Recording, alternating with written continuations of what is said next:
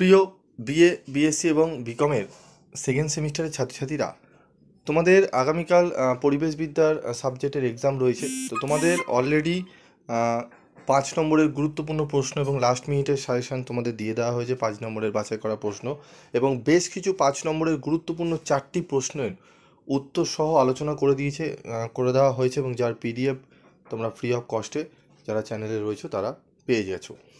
তো তোমাদের আজকের এই ভিডিওতে আমি আলোচনা করব 2 নম্বরের প্রশ্নর নিয়ে, যেখানে প্রশ্ন নয় শুধু প্রশ্ন থাকবে না, উত্তরও থাকবে। উত্তর নিয়ে আলোচনা করব এবং চ্যাপ্টার 2 নিয়ে আলোচনা করব।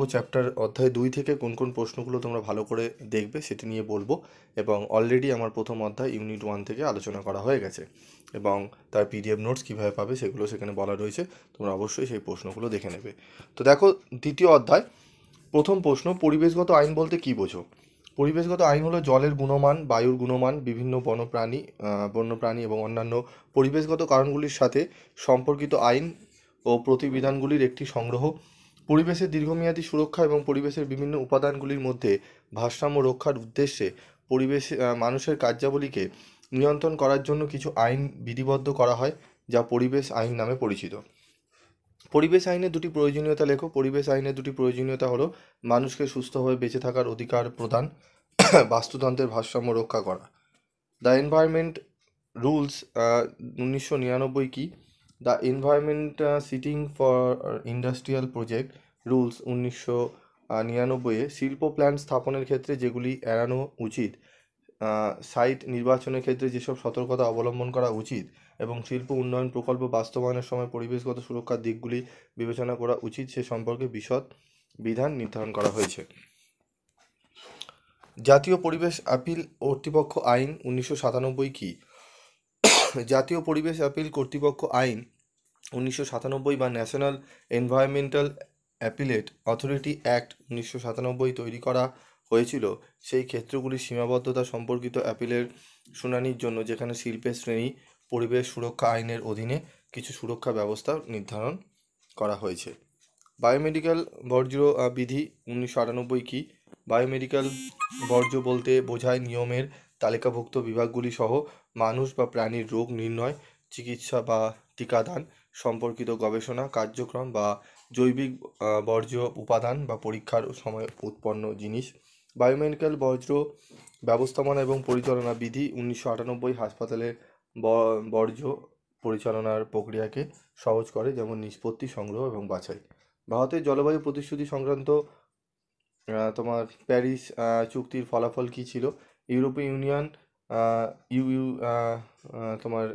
ইউরোপীয় ইউনিয়ন নেতৃত্বে দিয়েছিল যখন মার্কিন যুক্তরাষ্ট্র সম্মতিতে সর্বশেষ এবং উচ্চাকাঙ্ক্ষার দিক থেকে তৃতীয় স্থানে ছিল।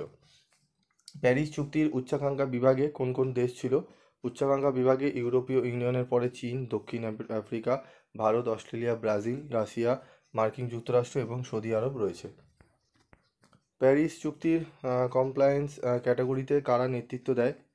কমপ্লায়েন্স ক্যাটাগরিতে IIU নেতৃত্ব দেয়, যা চীন, অস্ট্রেলিয়া, দক্ষিণ আফ্রিকা, ভারত, রাশিয়া, সৌদি আরব, ব্রাজিল এবং মার্কিন যুক্তরাষ্ট্র অনুসরণ করে। ভারতের জলবায়ু প্রতিশ্রুতি সংক্রান্ত প্যারিস চুক্তির পরিণতি কী ছিল? যেসব জাতি তাদের জলবায়ু প্রতিশ্রুতি পূরণ করতে পারে বা জাতীয়ভাবে নির্ধারণ অবদান মেনে চলার ক্ষেত্রে উচ্চ স্থান পেয়েছে, সাহসী প্রতিশ্রুতিযুক্ত দেশগুলির উচ্চাকাঙ্ক্ষায় উচ্চ স্থান পেয়েছে। ভারতের জলবায়ু প্রতিশ্রুতি সংক্রান্ত প্যারিস চুক্তির ফলাফল কী ছিল? এটি ডবল হয়ে গেছে, যাই হোক। প্যারিস চুক্তির উচ্চাকাঙ্ক্ষা বিভাগে কোন কোন দেশ ছিল? উত্তরটি দেখে নাও তোমরা। জৈব বৈচিত্র্য আইন কাকে বলে? জৈব বৈচিত্র্য আইন 2002 ভারতের সংসদ দ্বারা জীববৈচিত্র্য রক্ষা এবং স্থানীয় সম্প্রদায়ের সঙ্গে জৈব সম্পদের টেকসই ব্যবস্থাপনার সুবিধার্থে পাশ করা হয়েছিল। জৈব বৈচিত্র্য সংক্রান্ত জাতিসংঘের কনভেনশন দ্বারা নির্ধারিত প্রয়োজনীয়তাগুলি পূরণ করার জন্য আইনটি প্রণীত হয়েছিল, যা ভারত একটি পক্ষ। জৈব বৈচিত্র্য আইনের দুটি উদ্দেশ্য লেখো। জৈব বৈচিত্র্যের সংরক্ষণ, এর উপাদানগুলি টেকসই ব্যবহার, অত্যাধিক ব্যবহার হ্রাস করা। পরিবেশ সংক্রান্ত নিয়মবিধির বাস্তবায়নের ক্ষেত্রে দুটি সমস্যা। পরিবেশ সংক্রান্ত আইনগুলির বাস্তবায়নের ক্ষেত্রে অনীহা, সাময়িক আর্থিক উন্নতি ও সাময়িক প্রগতির লক্ষ্যকে পূরণের জন্য পরিবেশ সংক্রান্ত আইনগুলি না মানা। পরিবেশ সংক্রান্ত নিয়মবিধির বাস্তবায়নের ক্ষেত্রে দুটি ত্রুটি উল্লেখ করো। পরিবেশ সংক্রান্ত নানাবিধ আইন কানুন প্রণয়ন সত্ত্বেও সাধারণ মানুষ সে বিষয়ে জানে না। পরিবেশ সংক্রান্ত আইন কানুনের গুরুত্ব বেশিরভাগ সাধারণ মানুষ উপলব্ধি করতে পারেন না। ঠিক আছে, তো এখানে 15টি 2 নম্বরের প্রশ্ন আমি রেখেছি, দেখো উত্তর সহ আলোচনা করে দিয়েছি।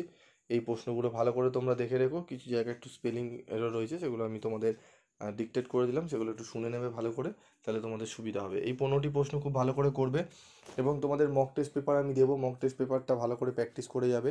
যাদের একান্ত সেরকম ভালো করে পড়া হয়নি তারা ভিডিওটি ভালো করে শুনবে, দেখবে সেখান থেকে তোমাদের কিন্তু পড়া হয়ে যাবে। এবং যারা সাপ্লিমেন্টারি এক্সাম দেবে পরিবেশবিদ্যার, এরকম যারা স্টুডেন্ট রয়েছে তারা কমেন্টস করে জানাবে, আমি তোমাদের এমসিকিউর আমি ভিডিও বানিয়েছি, তার লিঙ্ক আমি তোমাদের দিয়ে দেবো। আজকের মতো ভিডিওটি এইটুকুই, দেখা হচ্ছে পরবর্তী ভিডিওতে। সকলে ভালো থেকো, সুস্থ থেকো।